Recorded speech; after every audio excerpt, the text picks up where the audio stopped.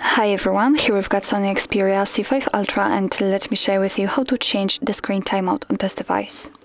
So firstly, let's enter the settings, and here we have to scroll down to the display option. As you can see, on the fourth position we've got sleep, so simply tap on it, and here you've got some options from which we can choose. You can set either 15 or 30 seconds, or 1, 2, 5, 10 or 30 minutes. So it's really up to you which option you'd like to use.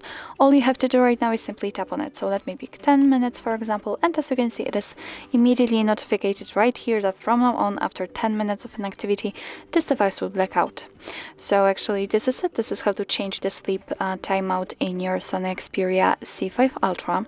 Thank you so much for watching. I hope that this video was helpful, and if it was, please hit the subscribe button and leave the thumbs up.